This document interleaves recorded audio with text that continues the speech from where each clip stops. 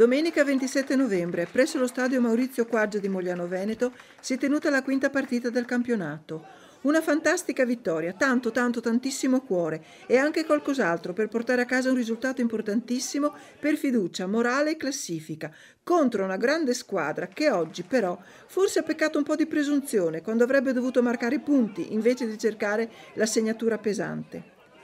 Mogliano ha cercato di giocare come al suo solito, ha creato varie occasioni nella prima frazione di gioco, contenendo le ripartenze avversarie e riuscendo a smuovere il punteggio sui calci di punizione concessi da un Prato stranamente molto falloso.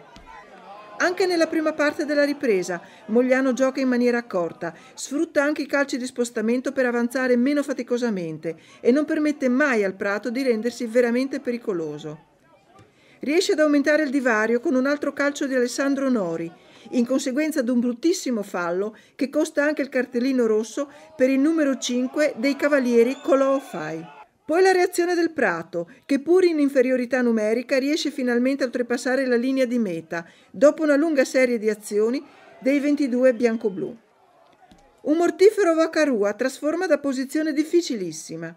A quel punto si teme che Mogliano possa mollare.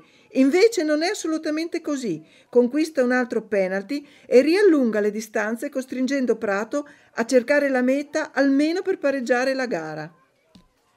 La partita si allunga fino al 49esimo, a causa di numerosi infortuni e cartellini assegnati dall'arbitro, ma tutti i ragazzi di Casellato si fanno trovare pronti a dare il massimo per non permettere che la festa venga rovinata proprio sul finale. Non è stata una partita di rugby, quindi è difficile dare delle valutazioni. Credo sia una partita ingiudicabile, inqualificabile, è una vergogna per chi gioca a rugby purtroppo vedere queste partite qua. Oggi sicuramente è una giornata positiva, abbiamo vinto con una grande squadra, abbiamo fatto il 110% delle nostre possibilità, loro forse non sono stati il miglior Prato che vedremo in questo campionato, siamo stati bravi noi a portare a casa una vittoria per noi importantissima.